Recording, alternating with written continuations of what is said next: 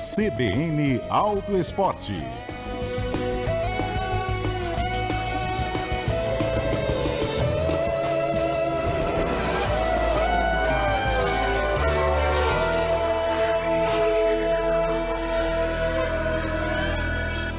O CBN Auto Esporte de hoje fala sobre o futuro da mobilidade, o futuro da indústria automotiva brasileira. Isso porque a revista Auto Esporte, nossos parceiros aqui no CBN Auto Esporte, fez um evento, um encontro com os principais executivos das montadoras, de empresas que são ligadas à mobilidade como um todo, exatamente para saber o que está por vir, o que está em desenvolvimento, o que eles têm pensado sobre o carro que a gente vai ter no futuro, como a gente vai se locomover, se transportar. Tem muita mudança acontecendo e é sobre isso que a gente vai falar hoje. Eu sou o Guilherme Muniz, estou aqui mais uma vez com o Leonardo Félix, da revista Auto Esporte. Fala, Léo, tudo certo? E aí, Gui, tudo bem? Olá a todos os nossos ouvintes e espectadores. A gente vai falar do Summit Futuro da Mobilidade, o evento que é organizado por vocês da Auto Esporte, com também os nossos outros colegas do Valor Econômico. Segunda edição, né, que vocês organizaram e reuniram aí um time de peso, né? Teve executivo das principais montadoras, teve a Anfávia, que é a associação que representa as montadoras, teve empresa de tecnologia, de bateria, porque são todos os fatores, né, Léo, que têm avançado e que estão mudando a forma como, não só do carro que a gente compra, as tecnologias que ele tem, a forma como ele se locomove, se é a combustão ou se é elétrico e tal, mas a forma como a gente encara a mobilidade mesmo, né? Isso está mudando, o jeito como a gente usa o carro, a forma como a gente lida com ele. Enfim, vamos explicar para o nosso ouvinte o que vocês conseguiram tirar, ouvir dessas pessoas que estão com a cabeça lá na frente já, desenhando o que vai ser o nosso futuro nesse aspecto. Boa, Gui, exatamente. O tema desse ano foi as novas energias e tecnologias que vão mover os transportes, né, do futuro. Porque a gente percebe hoje que o mundo, né, não só aqui no Brasil, mas está todo mundo num dilema muito grande sobre essa questão da transição energética no setor automotivo, né? O carro elétrico parecia que vinha com força total, né, com a questão da União Europeia para 2035 e tal. Só que agora tem várias montadoras recuando do plano de eletrificação, porque a aderência ao carro elétrico não está acontecendo na velocidade que se esperava. Só que, ao mesmo tempo, a necessidade de descarbonizar, de tornar os carros mais sustentáveis, menos poluentes, continua. A pressão continua e a necessidade continua. Então, existe todo um dilema ali do que caminho que a gente adota. Então, foi por isso que a gente fez esse evento, em parceria com o Valor, para discutir isso, né? Quais os melhores caminhos da descarbonização e como manter uma indústria brasileira de carros pujante diante de tantos desafios mundiais, né? De virada econômica e tarifaço e um monte de coisa acontecendo. Então, isso foi muito legal. A gente teve na abertura um vídeo do vice-presidente Geraldo Alckmin falando ali um pouquinho sobre o programa Mover, né, que é o programa do governo que dita as regras da indústria automotiva nos próximos anos. Até porque ele comanda a pasta que cuida da indústria, né? Então ele trabalhou diretamente envolvido com as montadoras e com o projeto do Mover, né? Exatamente, ele também é ministro do Desenvolvimento e da Indústria. E a gente teve também a presença do presidente da Anfávia, o presidente da ABVE, que é a Associação Brasileira de Veículos Elétricos, e no painel de encerramento a gente teve a presença dos presidentes de Renault, Stellantis, né, que é a dona da marca Fiat, Jeep, etc., GM, que é a dona da marca Chevrolet, e GWM, que é uma marca chinesa que inaugurou uma fábrica recentemente aqui no Brasil. O primeiro painel, inclusive, que vocês fizeram tem muito a ver com essa fala do vice-presidente, ministro da Indústria e Desenvolvimento, o Geraldo Alckmin, porque vocês falaram um pouco sobre o programa Mover, as estratégias também do Brasil para tornar a indústria e a frota de veículos mais sustentáveis. É aí a pergunta de $1 milhão, né? Como colocar essa indústria que a gente sempre fala por aqui, tem algumas para fazer mudanças nessa indústria, são mudanças importantes, mas demandam tempo, demandam investimento, então a gente precisa pensar hoje lá na frente, né? E o programa Mover traz regras para não se abrir mão da eletrificação, mas colocar essa eletrificação de um jeito que faça sentido para a nossa realidade. O que você destaca do que foi debatido? Nesse painel teve a Anfávia, que é a Associação das Montadoras, e teve a ABVE, que é a Associação dos Veículos Elétricos, né? Exatamente. O Igor Calvé, que é o presidente da Anfávia, falou muito sobre a questão da descarbonização. Ele destacou, por exemplo, que 25% dos carros híbridos e elétricos no Brasil hoje já são produzidos no Brasil, que são vendidos no Brasil. Porque hoje a gente ainda tem muito a ideia de que carro híbrido elétrico vem de fora, né? São só importados, mas ele destacou que 25% desses carros já são produzidos aqui no É Brasil. significativo, né? É significativo e vai aumentar nos Sim. próximos anos, porque ele também destacou que boa parte daqueles 180 bilhões que eles anunciam, né, de investimento da indústria automotiva não é para aumentar a nossa capacidade produtiva, porque a nossa capacidade produtiva, na verdade, está ociosa, Uhum. mas sim para investir em novas tecnologias, em novas plataformas de carros e novas plataformas de motorização, motores híbridos, motores elétricos, etc., com produção aqui no Brasil. E a questão também do etanol, ele falou muito de como é preciso fortalecer o etanol, né, com os carros híbridos, né, os híbridos flex. Inclusive, ele acredita que é preciso aumentar a escala da questão do etanol, não só na produção para o mercado interno, mas incentivar com que a tecnologia do carro flex, do veículo flex, seja exportada a mais países, como por exemplo a Índia, né, que são países em que faz sentido você ter carros flex movidos a etanol, porque você aumenta a escala, inclusive, de desenvolvimento de motorizações flex, né, que hoje são desenvolvidas basicamente só para o mercado brasileiro. Então essa falta de escala faz com que o custo desse desenvolvimento seja mais alto e isso impacte no preço do próprio carro. Sim. E essa questão do foco em etanol tem muito a ver com os programas recentes do governo, né? Jogando aí de novo para o ministro e vice-presidente, que teve toda aquela questão de diminuir o IPI de carros que priorizam o uso não apenas da eletrificação, mas principalmente focado em etanol, tanto que híbrido flex tem mais desconto do que os híbridos convencionais. A gente tem inclusive uma fala do Igor Calvé sobre exatamente isso, né? A descarbonização. Vamos ver o que ele disse. Vamos publicar um estudo que vai mostrar o fator de maior competitividade da indústria brasileira, que é a descarbonização. Como nós somos competitivos quando o fator é descarbonização em relação à indústria global, sobretudo se nós tivermos uma visão de curso à roda.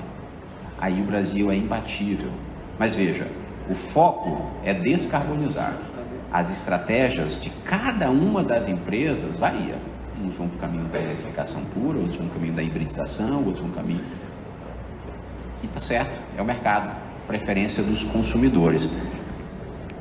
O que nós temos que fazer...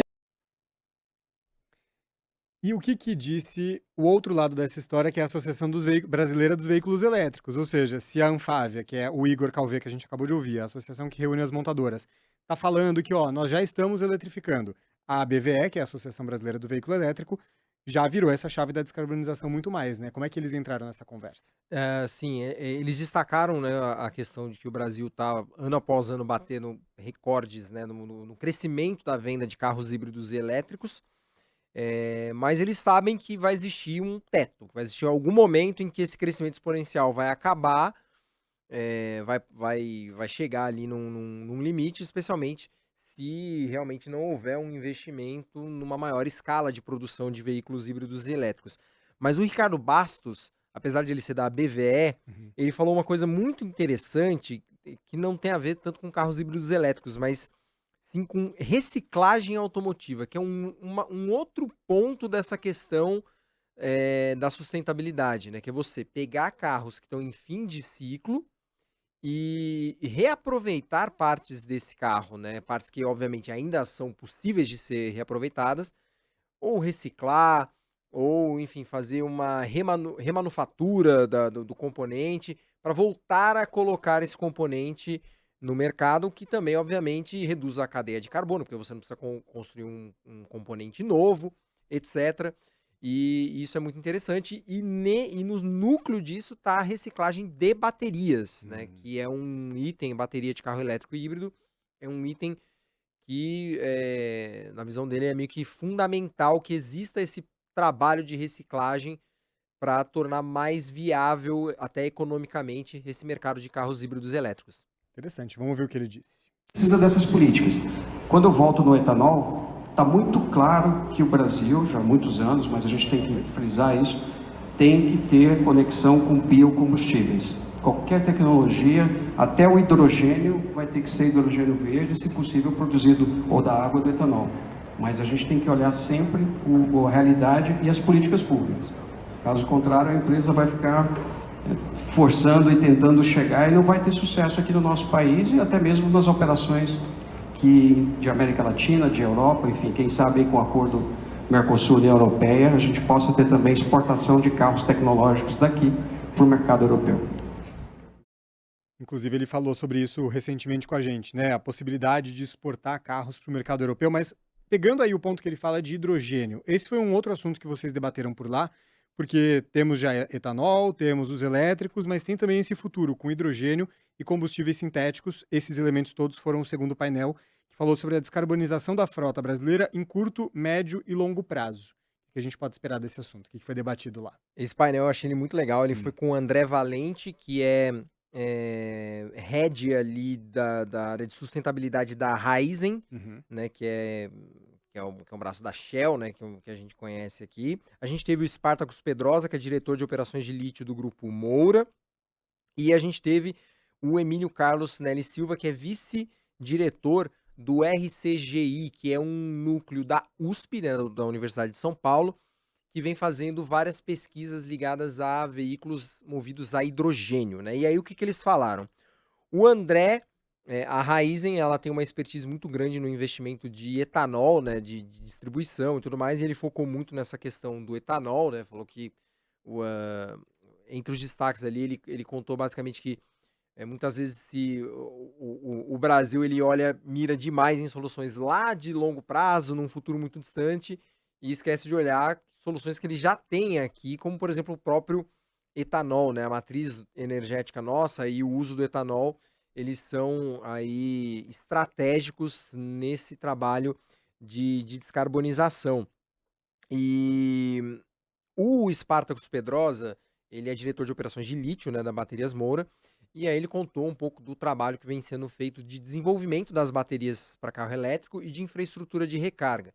E aí ele mencionou uma tecnologia que ele mencionou aqui também quando ele veio no Ele CBN esteve recentemente aqui, Autosport, sobre estações de recarga que elas vão ter bancos de bateria. Então, em vez de você ter uma ligação direta com a energia, a eletricidade que vem de fora, né, que vem da rua, né, como a gente pode dizer, você cria bancos de bateria nessas estações e aproveita, por exemplo, períodos como madrugada para encher, né, para carregar esses bancos de bateria. E ao longo do dia, as recargas dos veículos, que podem ser recargas até ultra rápidas, elas vão ser feitas com essa energia armazenada. Isso vai garantir que não falte eletricidade, nem que haja uma sobrecarga de energia nesses carregadores rápidos. Inclusive, ele não mencionou isso, mas a gente sabe que a Prefeitura de São Paulo está adotando justamente esse sistema de recarga para ônibus, de uma frota de ônibus elétricos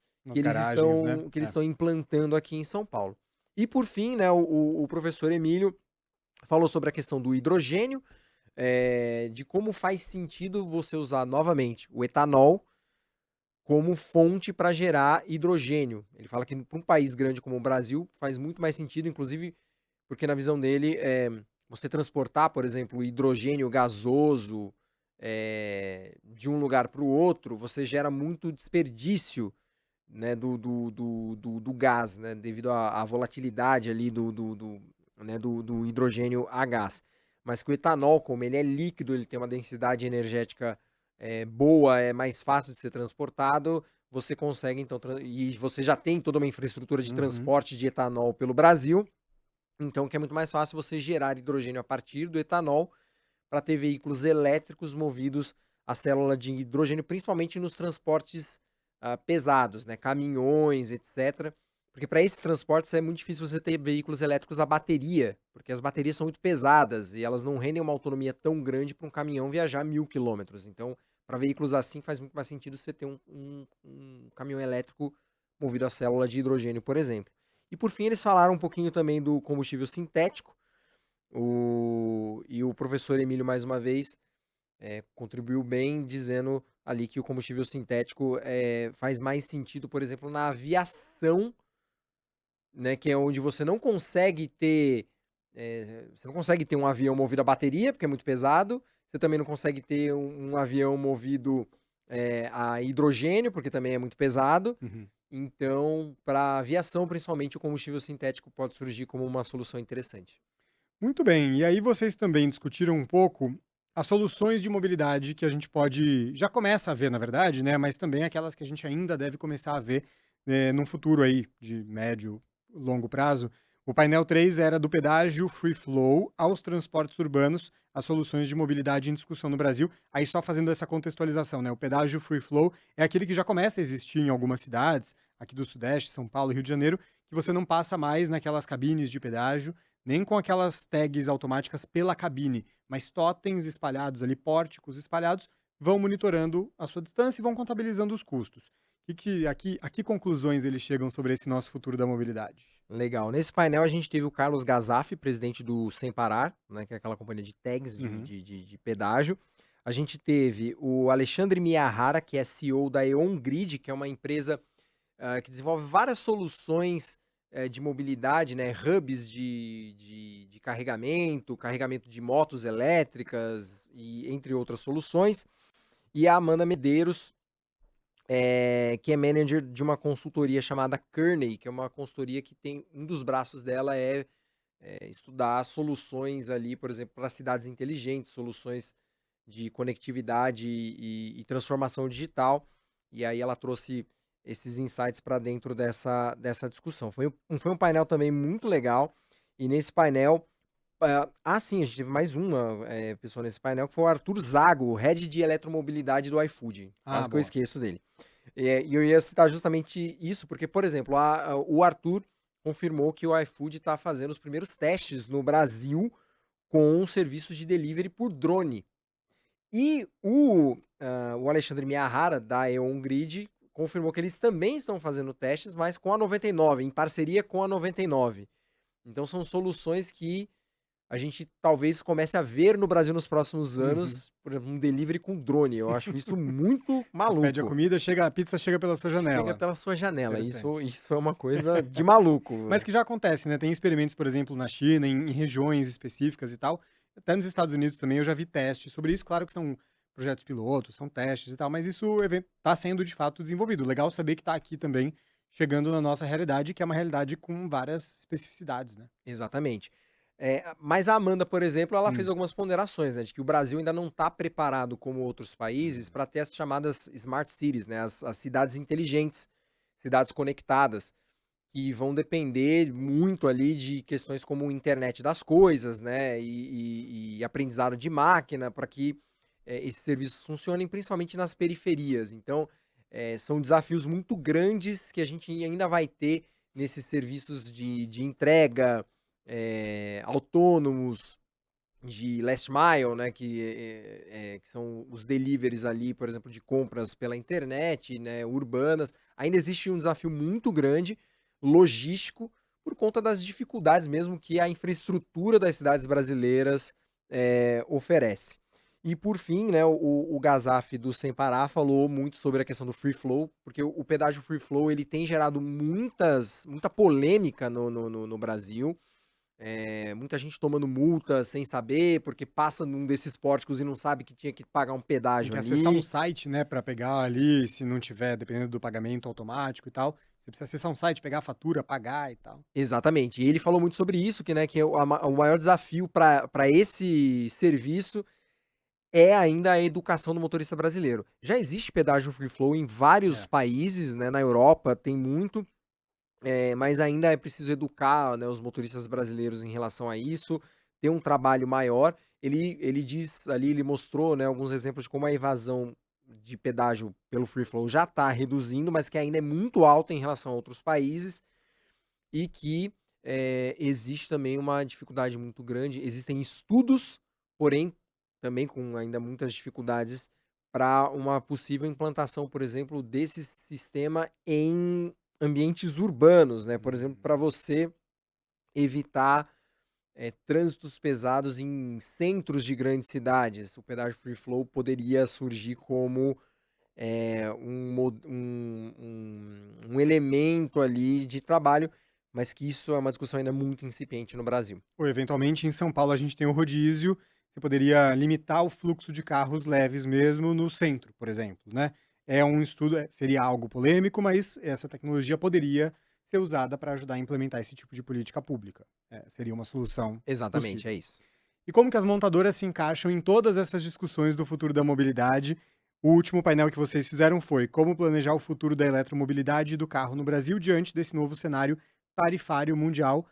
Muita questão junta para equacionar, né? Tem toda essa Exatamente. mudança de combustíveis, de eletricidade, mas tem toda essa questão tarifária por trás. Exatamente, exatamente. Nesse último painel, os CEOs das montadoras falaram realmente sobre essas dificuldades, né, da questão ali dos investimentos, da competitividade brasileira, ou da falta de competitividade da indústria brasileira. E falou-se muito, mais uma vez, sobre essa questão da escala, né, da previsibilidade, né, de você ter uma previsibilidade ali tributária, etc., que ainda faltam pro mercado brasileiro. Mas, nas falas de todos eles ali, assim, o ritmo de investimentos continua, aqueles 180 bilhões não está havendo uma revisão, nem uma desaceleração desses investimentos. Inclusive, houve algumas confirmações interessantes ali, né? Como, por exemplo, o Ariel Montenegro da Renault confirmou que nos próximos meses eles vão anunciar a continuidade do plano deles com a chinesa Geely. A Geely vai passar a ser sócia da Renault, inclusive na fábrica aqui no Brasil, com produção aqui, usando a fábrica da Renault lá no Paraná para produzir carros no Brasil. E então eles estão com essa estratégia ali de unir, né, a Renault com a Geely. A gente tem inclusive um trechinho do que ele falou, vamos ouvir. En Brasil con un interés muy fuerte de crecer como base en América Latina, donde ya tenemos presencia de más de 70 años en Argentina, más de 55 años en Colombia, y aquí en Brasil hicimos 25 años y estamos trabajando fuertemente para seguir no solamente por más 25 años, mas mucho más tiempo fortalecidos con nuevas parcerias y con un interés muy fuerte para el país. Lá no início da conversa você falou que a Stellantis representa as marcas Fiat, Jeep, Renault, Peugeot, Citroën, aliás, então só repetindo, né? Fiat, Jeep, Peugeot, Citroën, mas também eles vão representar aqui uma outra marca nova e falaram muito sobre essas novidades, né? Eles anteciparam um pouquinho do que esperar dessas novas marcas. Exatamente. Eles confirmaram, a Stellantis já começou a produzir veículos híbridos leves no Brasil, e eles vão intensificar essa produção com um sistema híbrido flex mais robusto, que eles vão lançar no próximo ano, e eles confirmaram a possibilidade de produzir no Brasil carros da chinesa Leapmotor com modelos híbridos e elétricos. Só que quando ele fala híbridos, a gente tem que entender que os híbridos da Leapmotor são um pouco diferentes. Eles são, na verdade, os chamados elétricos de autonomia estendida, né, que são veículos híbridos nos quais o motor a combustão ele serve só como gerador, a tração do carro é sempre elétrica. Então eles confirmaram que vão vender carros desse tipo no Brasil e confirmaram a possibilidade, o Capelano confirmou a possibilidade de produzir esses modelos da chinesa Leapmotor também no Brasil. Vamos ouvir o que ele falou sobre isso. Che Stellantis sta facendo è basicamente no plano di investimento investire in vários níveis de hibridização até o carro elétrico, mas com vários crescentes níveis de hibridização, baseado muito sobre os motores flex. E a General Motors, que fez 100 anos de Brasil esse ano, é uma veterana, está aqui desde tanto tempo atrás. Como é que está olhando para essas movimentações todas e planejando o futuro dela própria também? É desafiador, né? É desafiador. E aí a gente vai perceber um padrão. Todas elas estão aproveitando parcerias com empresas chinesas para alavancar os investimentos no Brasil. Por questão, não tem como fugir. E a GM também, né? Eles estão com uma parceria com uma outra marca chinesa que se chama SAIC. Acabaram de lançar no Brasil um carro chamado Spark, que é um elétrico produzido por essa SAIC, que vai ser montado pela GM na antiga fábrica da Troller lá no Ceará. Eles vão começar a produção desse carro agora em dezembro. Antes eles já vão trazer alguns lotes importados da China e eles anunciaram que venderam já 700 unidades desse Spark em 2 semanas de vendas, que eles até se surpreenderam com esse resultado positivo aí nas vendas desse carro. Gostaram muito da gente no processo de elaboração do Mover, a GM falando sobre pluralidade. reconhecendo o milagre brasileiro do álcool, do etanol, a potência que tem o país, no país, o agribusiness, a gente tinha que ter soluções plurais. E hoje estão todas aí presentes. E aí volta então para a família, para o consumidor, tomar uma decisão do que ele quer comprar. O Spark UV a 159 mil é uma excelente alternativa para aquele que mora numa cidade. Mas se alguém precisa um carro para viajar a longas distâncias, tem outros desse mesmo preço dentro do portfólio da Chevrolet, uma Tracker, por exemplo. Então, penso que nos diversos mercados a gente vai ter que se mover na velocidade que o consumidor demande. Na América do Sul, o país mais progressista nesse sentido é a Colômbia. Hoje, 33% mais ou menos dos carros vendidos na Colômbia são já de novas tecnologias, híbridos elétricos ou híbridos plugáveis. E avança mais rápido que o Brasil, segundo lugar, e por aí vai os demais países da América do Sul. Esse foi o Santiago Chamorro, que é o CEO da GM aqui para a América do Sul. E para fechar esse painel, também teve GWM, que é uma dessas chinesas que vieram para o Brasil e eles anunciaram recentemente o início de produção local aqui também. O que eles contaram sobre essas discussões todas? Eles falaram muito na questão de como eles estão trabalhando para nacionalizar os carros, né? Ou seja, eles vão começar montando os carros ainda com kits vindos da China, mas aos poucos eles vão nacionalizar as etapas da produção. Eles dizem que estão já atualmente trabalhando com 18 fornecedores e mais. Inclusive foi curioso porque na plateia tinha gente de empresas fornecedores que foram lá só para procurar o Diego Fernandes, o CEO da GWM, para entregar o... Eu vi isso acontecendo, para entregar o cartão, falando assim, me procura, eu forneço tal coisa, me procura, vamos conversar. Eu achei curioso isso.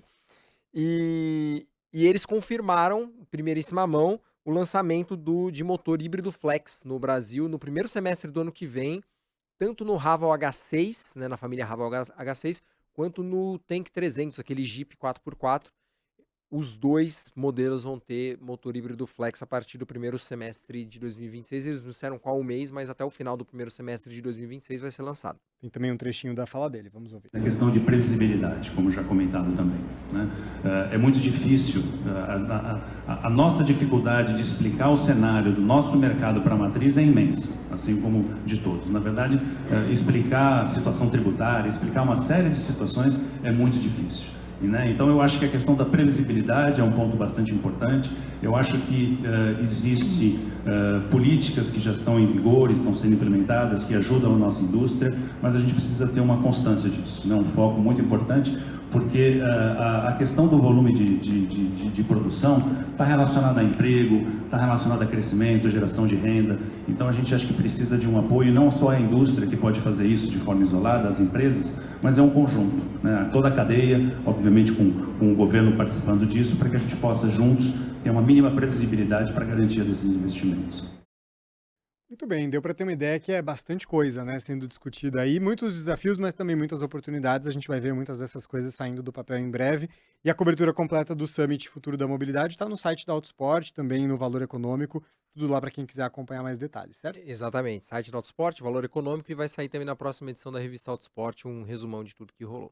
Maravilha! Leonardo Félix, valeu por mais essa, hein? Até a próxima. Valeu, Gui. Obrigado a todo mundo aí que nos acompanhou. Até a próxima. CBN Autosport fica por aqui. A gente teve os trabalhos técnicos da Priscila Gubiotti e do Cauã Felipe, a edição do Renato Barcelos. Lembrando que você pode nos ouvir sempre domingo às 9 horas da manhã na CBN. Tem também as transmissões por vídeo no YouTube da Rádio CBN e também no Spotify você também pode assistir em vídeo. E você nos encontra no site e aplicativo da CBN e em todos os aplicativos de podcasts. Obrigado pela sua audiência. Até mais.